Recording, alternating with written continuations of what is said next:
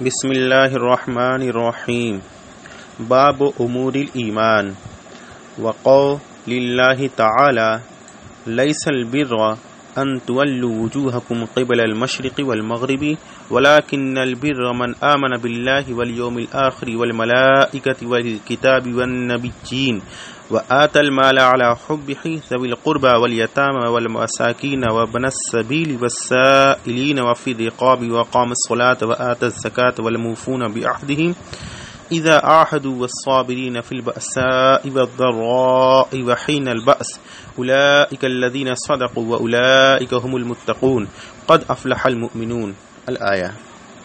حدثنا عبد الله بن محمد قال حدثنا أبو عامر الأقدي قال حدثنا سليمان بن بلال عن عبد الله بن دينار عن أبي صالح عن أبي هريرة رضي الله عنه عن النبي صلى الله عليه وسلم قال الإيمان بضع وستون شعبة والحياء شعبة من الإيمان.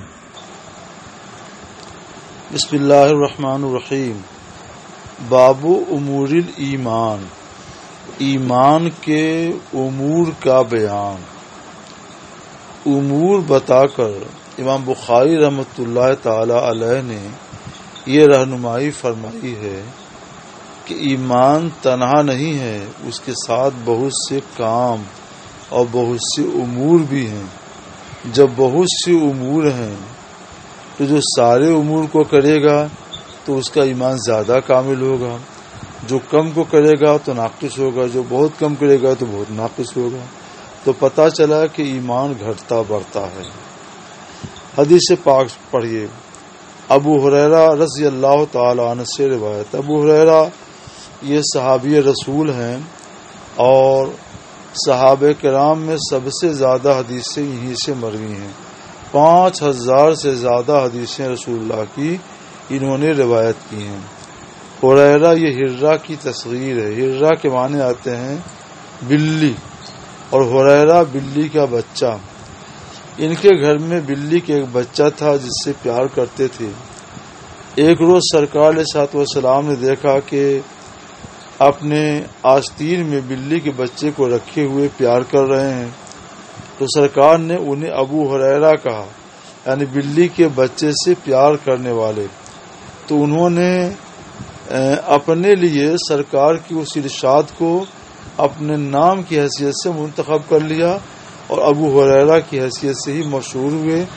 آج ان کا نام کم لوگ جانتے ہیں. ان کا اصل نام ہے عبد الرحمن اور یہ لقب دیا ہے حضرت رسول پاک صلی اللہ تعالی علیہ وسلم نے بلی کے بچے سے پیار کرنے کی وجہ سے. نبی کریم صلی اللہ تعالی علیہ وسلم فرماتے ہیں الایمان بضع وستون شعبہ والحیاء شعبۃ من الایمان. بضع یہ ایسا لفظ ہے جو 2 سے لے کر 10 تک کے لیے بولا جاتا ہے. تو 9 تک کے لیے، 2 سے لے کر 9 تک کے لیے اس کا اطلاق ہوتا ہے. تو الایمان بضع وستون کا مطلب، اور شعبہ کا معنی شاخ. ایمان کے 60 سے زیادہ شاخیں ہیں، ایمان کے 60 سے زیادہ شعبے ہیں. اور ایک حدیث میں سرکار علیہ الصلوۃ والسلام نے فرمایا الایمان بضع وسبعون شعبۃ، ایمان کے 70 سے زیادہ شعبے ہیں، یعنی 70 سے زیادہ شاخیں ہیں. اور حیا بھی ایمان کا ایک شعبہ ہے، ایک شاخ ہے. اس کے بارے میں تطبیق یہ ہے کہ جب سرکار نے یہ فرمایا تھا کہ ایمان کے 60 سے زیادہ شاخیں ہیں تو اس وقت اتنی ہی شاخیں تھیں. اور جب سرکار نے فرمایا کہ ایمان کے 70 سے زیادہ شاخیں ہیں تو اس وقت ایمان کی شاخیں 70 سے زیادہ ہو گئیں. تو جب جتنی شاخیں تھیں اس وقت سرکار علیہ الصلوۃ والسلام نے اتنی شاخیں بیان فرمائی ہیں. خیر، ان شاخوں میں سے ایک شاخ کیا ہے؟ یہ حیا ہے، یعنی شرم. حیا اور شرم کا مطلب کیا ہے؟ حیا ایک ایسی صفت انسان کے اندر جو انسان کو برائیوں سے، قبیح اور رذیل کاموں سے روکے اور نیک کاموں پر ابھارے. اس کو حیا کہتے ہیں شریعت کی اصطلاح میں. تو یہ حیا بھی ایمان کا ایک شعبہ ہے کہ جو اللہ سے حیا کرتا ہے، رسول اللہ سے حیا کرتا ہے، تو وہ برے کاموں سے بچتا ہے اور اچھے کاموں کو کرتا ہے. یہ ہے حیا. اور اس میں سب سے ادنا کیا ہے؟ ایمان کی شاخوں میں سب سے ادنا شاخ، سب سے معمولی شاخ کیا ہے؟ وہ ہے اماطۃ الاذی عن الطریق، راستے سے تکلیف دہ چیز کو دور کر دینا. بس راستے میں کہیں کسی نے کانٹا رکھ دیا ہے، کوئی پتھر ہے، کوئی اینٹ ہے، کوئی ٹھوکر لانے والی چیز ہے، تو یہ نہ دیکھا جائے کہ کوئی نوکر خادم آئے گا تو اس کو ہٹائے گا. نہیں، اپنے ہاتھ سے اس کو اٹھا کر کنارے ایسی جگہ رکھ دیا جائے کہ کسی کو اس سے تکلیف نہ پہنچے. تو یہ ہر انسان کی جو دیکھے راہ چلتا ہوا اس کو دیکھ لے، اس کی ذمہ داری ہے کہ اس کام کو کر لے تب وہ آگے بڑھے. یہ ایمان کا کی سب سے ادنا شاخ ہے. تو یہی سب ایمان کی شاخیں ہیں. تو ایمان کی 60 سے یا 70 سے زیادہ شاخیں ہیں. تو جو ساری شاخوں پر عمل کرے گا تو اس کا ایمان بہت کامل، اکمل، مکمل ہوگا. جو کم سے کم کو کرے گا تو اس کا ایمان ناقص ہوگا. تو پتہ چلا کہ ایمان گھٹتا اور بڑھتا ہے. باب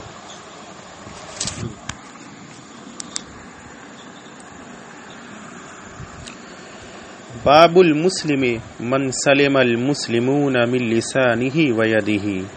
حدثنا آدم بن أبي إياس قال حدثنا شعبة عن عبد الله بن أبي السفر وإسماعيل عن الشعبي عن عبد الله بن عمرو رضي الله عنهما عن النبي صلى الله عليه وسلم قال المسلم من سلم المسلمون من لسانه ويده والمهاجر من هجر ما نهى الله عنه.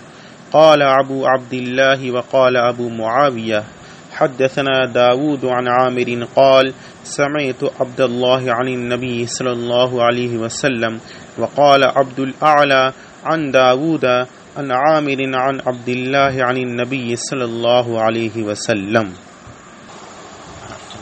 باب المسلم من سلم المسلمون من لسانه و یدہ. مسلمان وہ ہے جس کی زبان اور اس کے ہاتھ سے مسلمان محفوظ رہیں.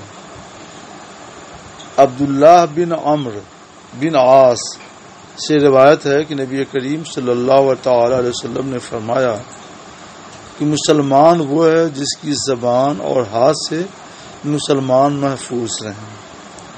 یعنی زبان سے کسی کو گالی گلوچ نہ دے، غیبت نہ کرے، چغلی نہ کھائے، کوئی بہتان نہ باندھے وغیرہ وغیرہ.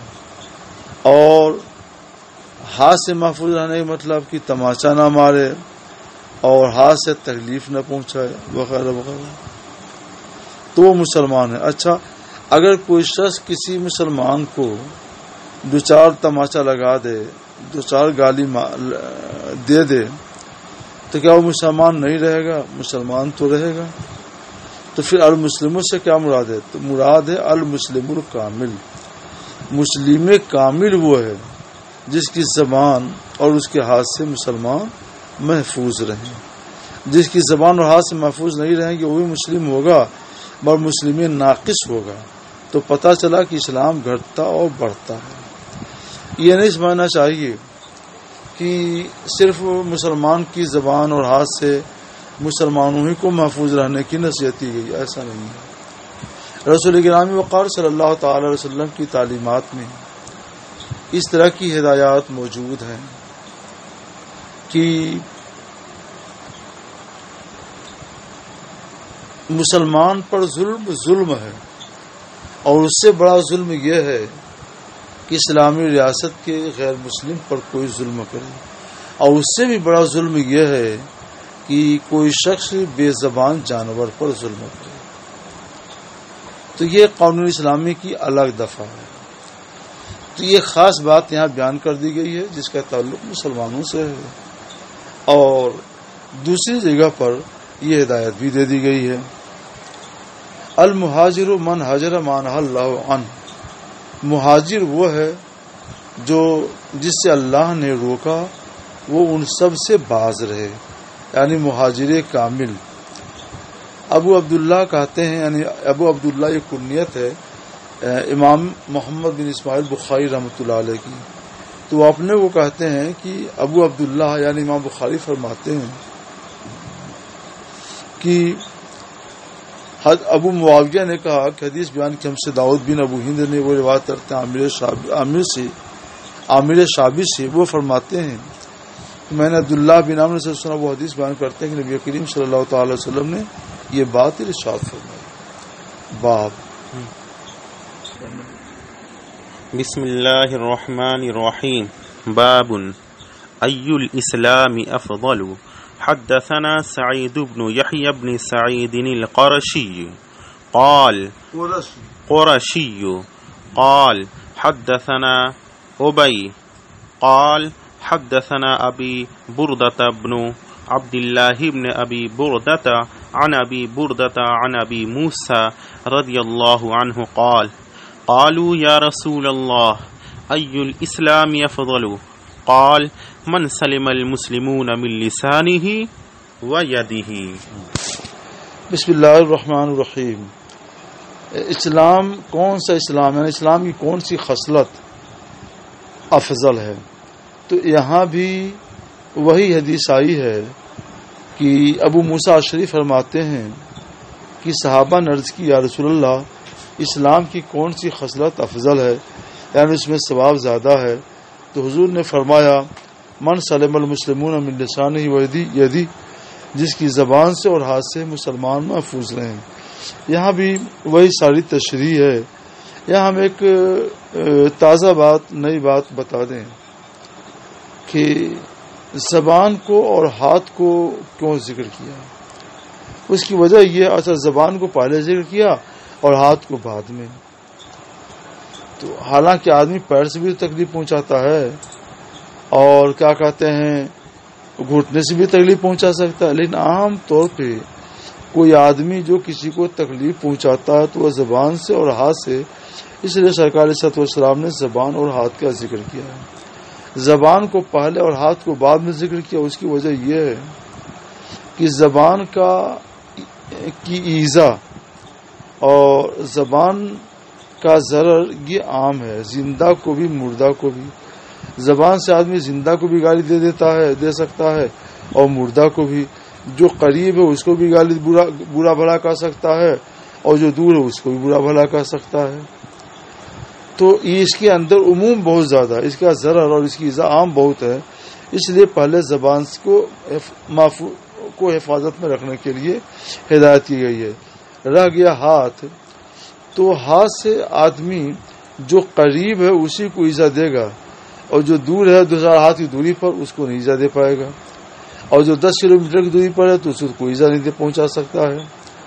اور ہاتھ سے جو قبر میں چلا گیا اس کو ایذا نہیں دے سکتا ہے، جو زندہ ہے اسی کو ایذا دے پائے گا۔ تو ہاتھ سے تکلیف پہنچانے کا کام یہ بہت محدود ہے، اس لیے اس کا ذکر بعد میں کیا اور زبان کا ذکر پہلے کر دیا۔ بسم اللہ الرحمن الرحیم باب اطعام الطعام من الاسلام حدثنا عمرو بن خالد قال حدثنا الليث عن يزيد عن ابي الخير عن عبد الله بن عمرو رضي الله عنهما ان رجلا سأل النبي صلى الله عليه وسلم اي الاسلام خير قال تطعم الطعام وتقرأ السلام على من عرفت ومن لم تعرف۔ باب اطعام الطعام من الاسلام، کھانا کھلانا اسلام کی ایک خصلت ہے، یعنی اچھی عادت۔ مراد یہ ہے کہ بھوکوں کو کھانا کھلانا بڑی اچھی بات ہے اور اس پر اسلام ثواب کی بشارت اور خوشخبری سناتا ہے۔ چنانچہ عبداللہ بن عمرو بن عاص صحابی رسول ہیں، وہ روایت کرتے ہیں کہ ایک شخص نے رسول اللہ صلی اللہ تعالی علیہ وسلم سے پوچھا، حضور ایو الاسلام خیر، اسلام کی کون سی خصلت زیادہ بہتر ہے، زیادہ افضل ہے؟ تو حضور نے فرمایا تطعم الطعام، کھانا کھلاؤ، وتقرؤ السلام، اور سلام کرو، جن کو پہچانتے ہو ان کو بھی سلام کرو، اور جن کو نہیں پہچانتے ان کو بھی سلام کرو۔ سلام سے محبت بڑھتی ہے، پیار بڑھتا ہے اور سینوں کا کینہ ختم ہوتا ہے۔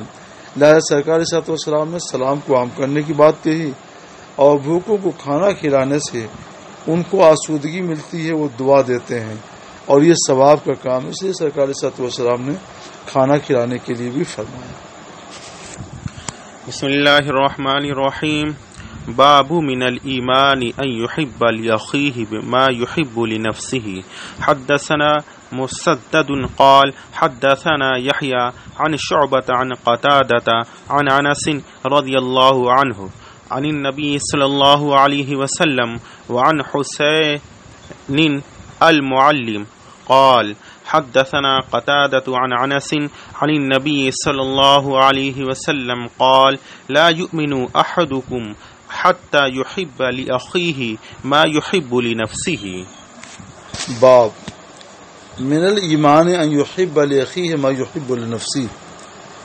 ایمان کا ایک حصہ یہ ہے کہ آدمی اپنے بھائی کے لیے وہی بات محبوب رکھے، پسند کرے جو اپنے لیے پسند کرتا ہے۔ من الخیر یعنی جو اچھی بات اپنے لیے پسند کرتا ہے وہی اچھی بات دوسرے کے لیے بھی پسند کرے۔ ایسا نہ ہو کہ اپنے لیے تو پسند کرے کہ شاندار کھانا کھائے اور دوسرے کے لیے پسند کرے کہ وہ خراب شراب سڑا گلا کھانا کھائے، تو یہ بری بات ہے، یہ اسلام کی تعلیم سے نہیں ہے۔ بلکہ اپنے لیے پسند کرتا اچھا کپڑا اچھا کھانا کھانا تو دوسروں کے لیے پسند کرے کہ ان کو بھی اچھا کھانا ملے۔ اپنے لیے پسند کرتا ہے کہ اس کو اچھا کپڑا ملے تو دوسروں کے لیے بھی اچھا کپڑا ملے۔ اپنے لیے اچھا مشروب پسند کرتا ہے تو دوسرے کے لیے بھی اچھا مشروب پسند کرے، تو اس میں اچھائی ہے۔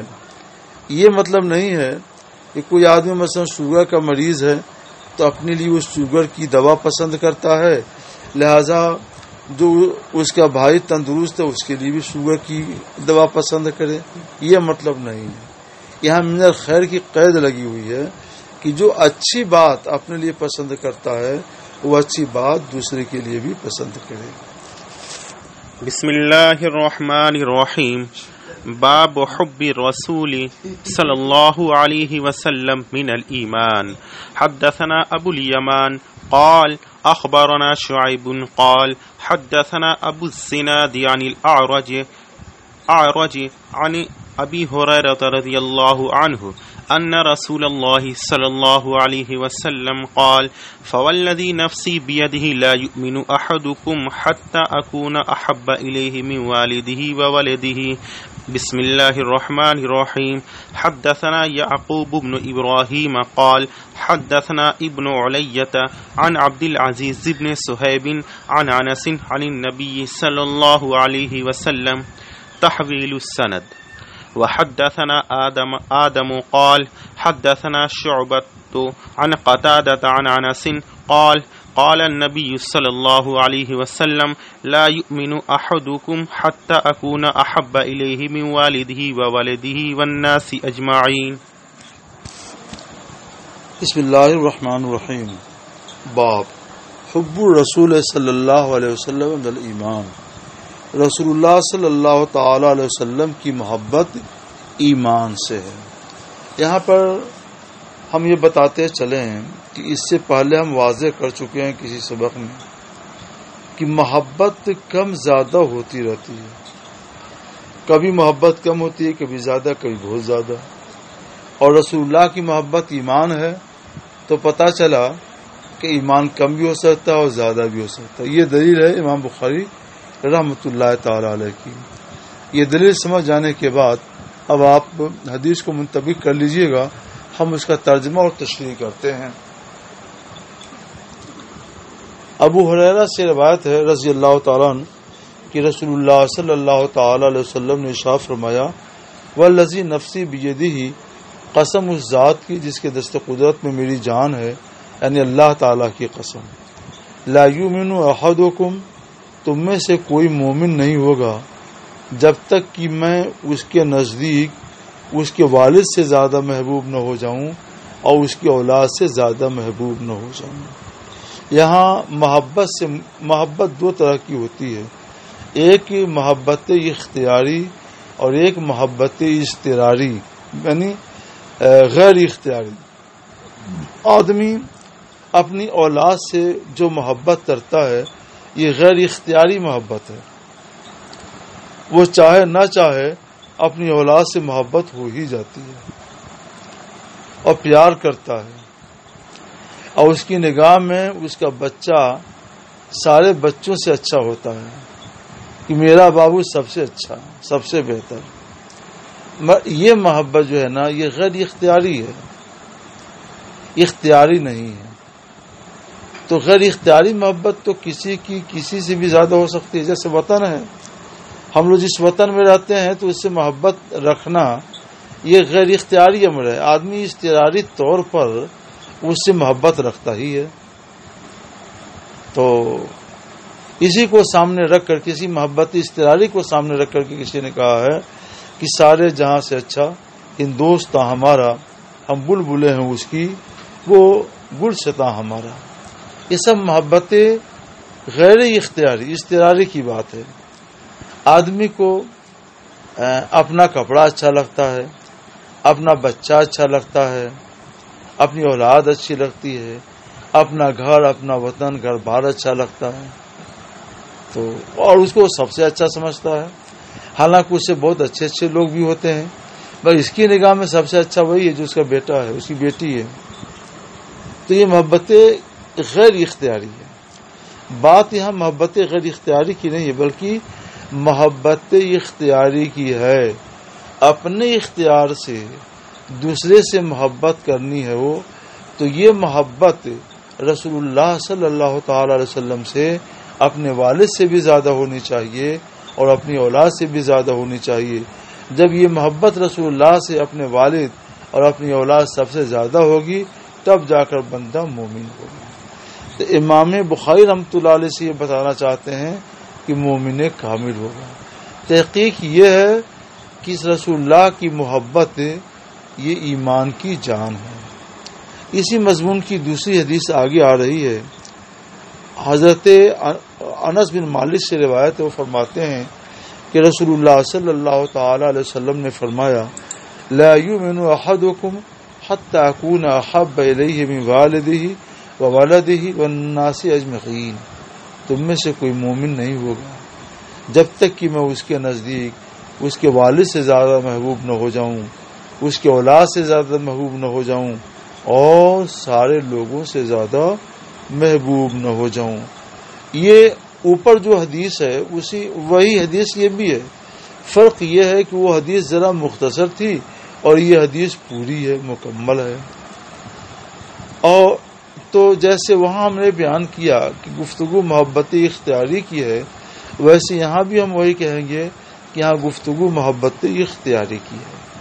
ہم یہاں آپ کی توجہ ایک اور نقطے کی طرف لے جانا چاہتے ہیں، غور سے سننا چاہیے۔ کسی سے محبت تین طرح کی ہوتی ہے، محبت تعظیم، محبت شفقت اور محبت مشاکلہ۔ محبت تعظیم یہ ہے کہ کسی شخص سے اس کی عظمت کی وجہ سے اور اس کی تعظیم کے لیے محبت کی جائے، جیسے بیٹا اپنے باپ سے محبت کرتا ہے، شاگرد اپنے استاد سے محبت کرتا ہے، رعایا اپنے حاکم سے محبت کرتی ہے، مرید اپنے پیر سے محبت کرتا ہے۔ یہ سب محبت تعظیم ہے۔ ان بڑوں کی تعظیم کی وجہ سے، تعظیم کے لیے وہ محبت کرتا ہے، ان کو عظیم سمجھ کر ان سے محبت کرتا ہے۔ اس محبت کو کہتے ہیں محبت تعظیم۔ اور ایک ہے محبت شفقت، جیسے ماں باپ اپنی اولاد سے محبت کرتے ہیں کہ اس کے ساتھ شفقت کی وجہ سے اور شفقت کی وجہ سے محبت کرتے ہیں۔ پیر اپنے مرید سے محبت کرتا ہے تو شفقت کی وجہ سے محبت کرتا ہے۔ استاد اپنے شاگرد سے محبت کرتا ہے تو شفقت کی وجہ سے محبت کرتا ہے، اور حاکم اپنی رعایا سے محبت کرتا ہے تو شفقت کی وجہ سے محبت کرتا ہے۔ یہ محبت شفقت ہے، اس کو محبت شفقت و رأفت بھی بولتے ہیں۔ والناس اجمعین۔ محبت مشاکلہ کیا ہے کہ اپنے جیسے لوگوں سے جو محبت ہوتی ہے وہی محبت مشاکلہ ہے. جیسے دوست دوست سے محبت کرے، بھائی بھائی سے محبت کرے، ایک ہم منصب شخص اپنے دوسرے ہم منصب سے محبت کرے، شوہر اور بیوی آپس میں ایک دوسرے سے محبت کریں، تو یہ سب محبت مشاکلہ ہے. اس محبت میں برابری پائی جاتی ہے. محبت تعظیم میں اونچ نیچ ہے، ایک بڑا ہے اور ایک چھوٹا ہے.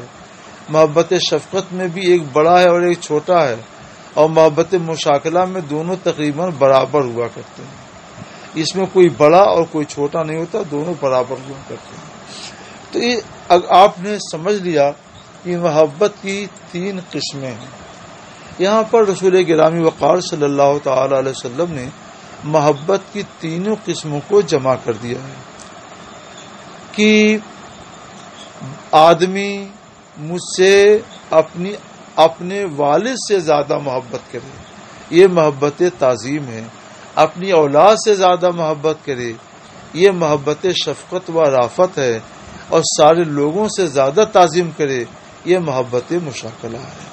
تو رسول گرامی وقار صلی اللہ تعالی علیہ وسلم یہ فرمانا چاہتے ہیں کہ تم میں کوئی مومن نہیں ہوگا جب تک کہ وہ مجھ سے سب سے زیادہ محبت تعظیم نہ کرے، سب سے زیادہ محبت شفقت و رافت نہ کرے، اور سب سے زیادہ وہ مجھ سے محبت مشاکلہ نہ کرے. تو یہ تعظیم کی 3 قسمیں ہو گئیں. یہاں ہم ایک حیثیت سے اور گفتگو کریں گے کہ کسی سے محبت کیوں کی جاتی ہے.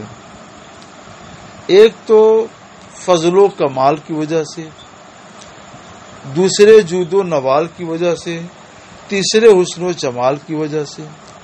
فضل و کمال کا مطلب کیا ہوا؟ وہ آدمی بڑا صاحب فضل صاحب کمال ہے، اس لیے لوگ اس سے محبت کرتے ہیں. اور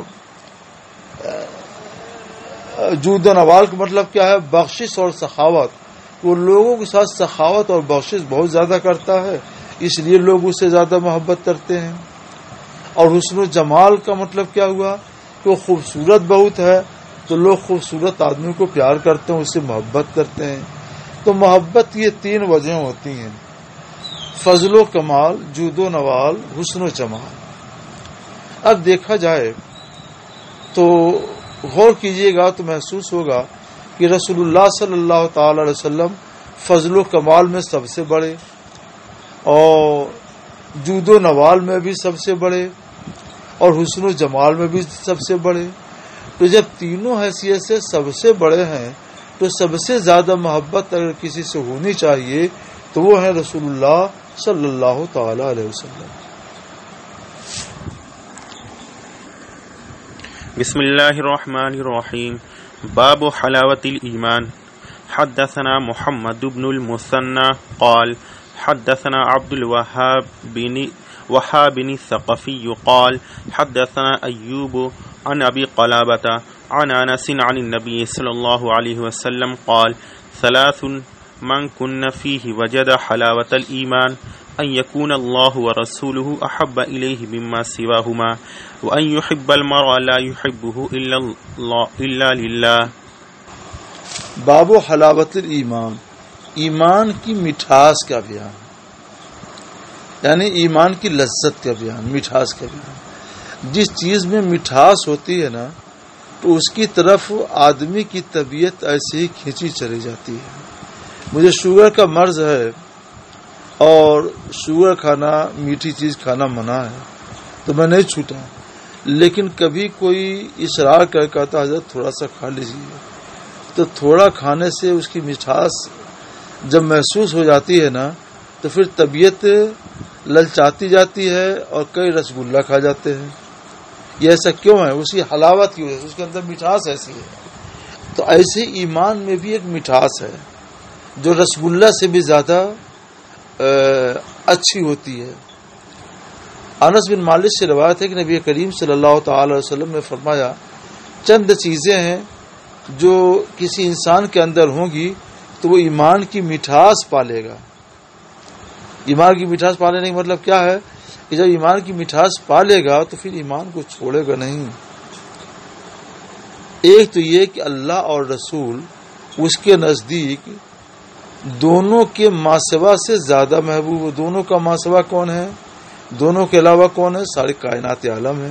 ساری دنیا سے، ساری کائنات عالم سے سب سے زیادہ محبوب جس کے نزدیک اللہ ہو، اللہ کا رسول ہو، تو اس نے ایمان کی مٹھاس پا لی. اور ایک بات یہ ہے کہ آدمی کسی آدمی سے محبت کرتا ہے تو اللہ کے لیے محبت کرے، کسی غرض کے لیے محبت نہ کرے، اللہ کے لیے محبت کرے کہ وہ اللہ کا نیک بندہ ہے، اچھا انسان ہے، اس لیے اس سے محبت کرے. اور اگر کوئی اس لیے محبت کرتا ہے کہ اس سے میں محبت ظاہر کروں گا تو مالدار ہے تو 2 دن پر 4 دن پر 400-500 مجھ کو دے دے گا، میرا خرچہ چلے گا، تو یہ محبت نہیں ہے، یہ ایک طرح کی چاپلوسی کہلاتی ہے. صحیح محبت تو یہ ہے کہ انسان کسی انسان سے محبت کرتا ہے انسانیت کی بنیاد پر، اس لیے محبت کرتا ہے تو وہی محبت ہے. اور جو انسانیت کی بنیاد پر کسی انسان سے محبت کرتا ہے، اللہ کے لیے محبت کرتا ہے، تو اس نے گویا ایمان کی مٹھاس